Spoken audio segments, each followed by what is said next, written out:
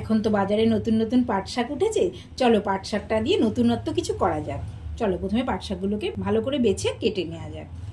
এই পাট শাকের মাথাগুলো আমি ভালো করে বেছে ধুয়ে নিয়েছি, আর নিয়ে নিয়েছি পেঁয়াজ কুচি, টমেটো কুচি, কাঁচা লঙ্কা কুচি।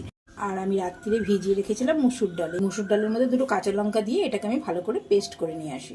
আর দিয়ে দেবো কয়েক কোয়া রসুন দিয়ে এটাকে ভালো করে পেস্ট করে নিই। এদিকে কড়া গরম হয়ে গেছে, কড়াতে দিয়ে দিলাম তেল। এইবার এই পেস্ট করা ডালটার মধ্যে দিয়ে দেবো কিছু পরিমাণ নুন, আর দিয়ে দেবো হলুদ, আর দিয়ে দেবো টমেটো, কাঁচা লঙ্কা কুচি, আর হচ্ছে পেঁয়াজ দিয়ে এটাকে ভালো করে মেখে নেব। পাট পাতাগুলো এর মধ্যে দিয়ে দেব। এইবার এই পাট পাতাগুলো এই তেলের মধ্যে দিয়ে দেবো। এটা এক পিঠ ভাজা হয়ে গেছে, এইবার আমি এগুলোকে উল্টে দেবো।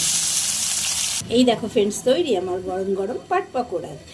এরমভাবে বানিয়ে দেখো, খুব ভালো লাগে খেতে। মুসুর ডাল দেওয়াতে এর টেস্টটা আরও ডবল হয়ে যায়।